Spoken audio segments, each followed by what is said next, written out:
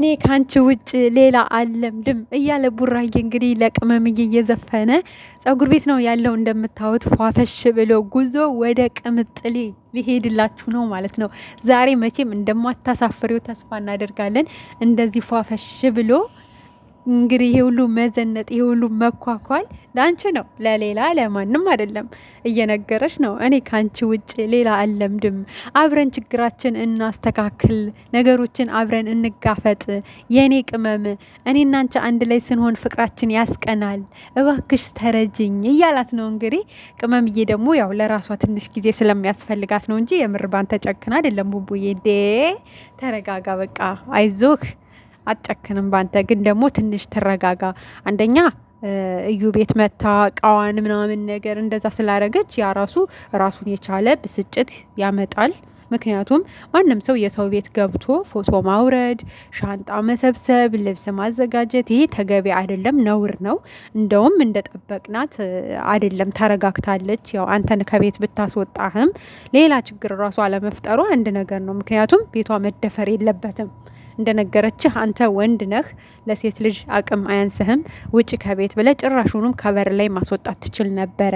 እንዴት ታስደፍራለህ ቤቴን እንዴት የሚለው ስላናደዳት እንጂ አንተን ከቤት ማስወጣት ፈልጋ ወይ ደግሞ ባንተ ጨክና ወይ ሳትወድህ ቀርታ ወይ እንዳለችውም አንተ ማየት ሳትፈልግ ቀርታ ጠልታህ ምናምን አይደለም። እሷን ትናንትና አንተ ከቤት እንድትወጣ ያስደረጋት ምክንያት አንድና አንድ የእዩን እቤት ማስገባትህ ነው። በቃ እዩን እቤት ማስገባት በጣም ስላበሳጫት በቃ ለዛ ነገር ደግሞ አንተን ከቤት አስወጥታ ትንሽ ራሷን ማረጋጋት ስለፈለገች ነው። በደንብ ቤቷን ማጽዳት ስለፈለገች ነው።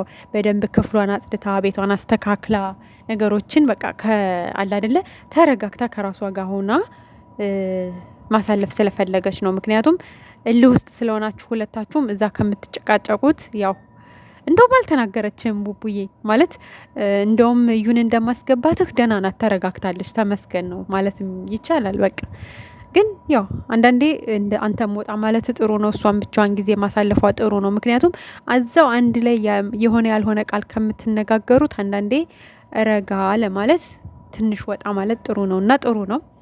ለማንኛውም ግን ያው ትናንት ያለችህን ነገር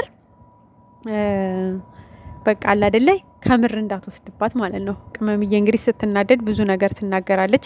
ከዛ በኋላ ደግሞ ስትረጋጋ ውይ አላስፈላጊ የሆነ ቃል እኮ ተናግሬዋለሁ፣ አስቀይሜዋለሁ እኮ ልቡን ሰብሬዋለሁ እኮ ብላ እንደገና ደግሞ ትጸጸታለች። እና በቃ የሰው ልጅ ሲናደድ ብዙ ነገር እንደሚናገር ይህንን ደግሞ በቃ ማመን መቻል አለብን ማለት ነው። ሰዎች ሲናደዱ በቃ አለ አይደለ ብዙ ነገር ሊያወሩ ይችላሉ እና በቃ ሁለታቸው ጋር ጥልቅ የሆነ ፍቅር አለ። አይናችሁ ላይ እኮ ያስታውቃል። ቤተሰብ አይታችኋቸው ከሆነ ትናንት ራሱ እየተጨቃጨቁ በቃ አይናቸው ላይ ፍቅር ነው የምታዩት፣ ሁለቱም ላይ ማለት ነው። በስስት ነው የሚተያዩት፣ እንደዛ እየተነጫነጩ እንደዛ እየተጨቃጨቁ፣ ግን ደግሞ እሱም በስስት ነው የሚያያት፣ እሷም እንደዛው ማለት ነው። ስለዚህ ሁለቱ በጣም ነው የሚፋቀሩት፣ በጣም ነው የሚጓደዱት። ፍቅር ስላላቸው እኮ ነው በዚህ ልክ እየተጨቃጨቁ ያሉት። በነገራችን ላይ የምር እነሱ ጋር ፍቅራቸው አብቅቶ ቢሆን የምር በቃ ቁርጥ ያለ ነገር ቢኖር ማለት ነው እዚህ ደረጃ ራሱ እየተጨቃጨቁ አይደርሱም ነበረ። ገብቷቸዋል በቃ ሁሉም ነገር ያበቃ ነበር። ግን እነሱ ጋር የሚያበቃ ነገር የለም የሚቀጥል እንጂ ማለት ነው።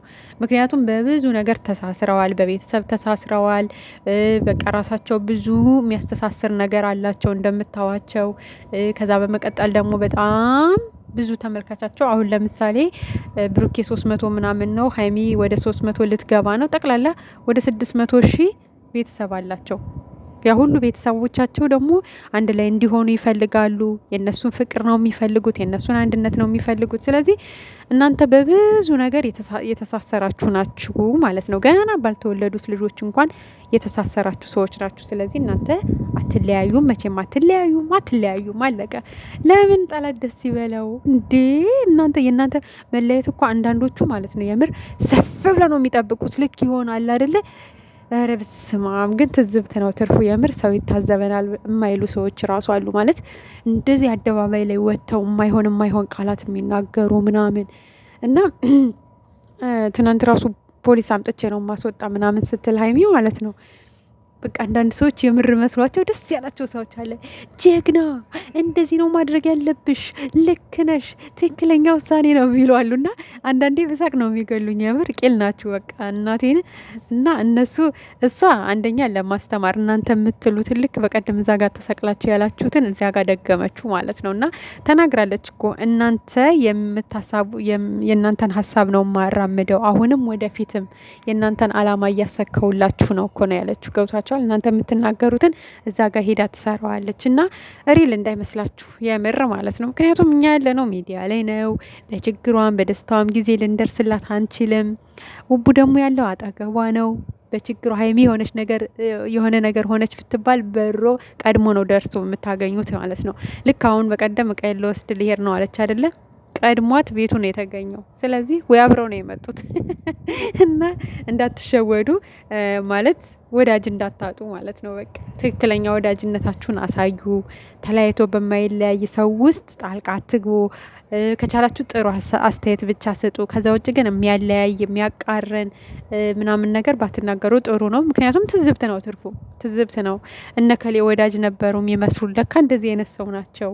ክፉ ቀን ለካ ክፉ ጠላትን ያሳያል፣ ክፉን ጠላት እንድንለይ ያረጋል ብለው እንዲታዘቧችሁ ነው የምትሆኑትና ቆም ብላችሁ ወደ ራሳችሁ አስቡ። አንዳንድ ልጆች ሪል የሚመስላችሁ ጸቡ ምናምን ማለት ነው እና ትዝብት እየታዘቧችሁ ነው ማለት በጣም እየታዘቧችሁ ነው። በጣም ብዙ ሰው ትዝብት ውስጥ ገብቷል እና ራሳችሁን ከእንደዚህ አይነት ነገር ቆጥቡ። ነገ ፍቅር ሆነው ሲመጡ እናንተ እነሱ ጋር እንደ ድሯችሁ ለመሆን ይከብዳል። የምር እነሱም ሊያምኗችሁ አይችሉም። እናንተም ሼም ነው የሚይዟችሁ እና ከዛ ነገር ራሳችሁን ብትቆጥቡ አሪፍ ነው ብዬ ነው የማስበው። እንግዲህ እንደኛ ማለት ነው። እኛ ክፉ ቃል አንናገርም። እንዲታረቁ ነው ሁሌም ፑሽ የምናረገው፣ አንድ ላይ እንዲሆኑልን ነው። ምክንያቱም ከመጀመሩ ጀምረን የነበር ልጆች ነን። እነሱ ሲጣሉ ሲለያዩ ማየት አንፈልግም። የሆነ ሁሉ ሆኗል። በመካከላቸው ጠላት እየመጣ ብዙ ክፍተት ፈጥሯል። ግን ደግሞ እንዳይ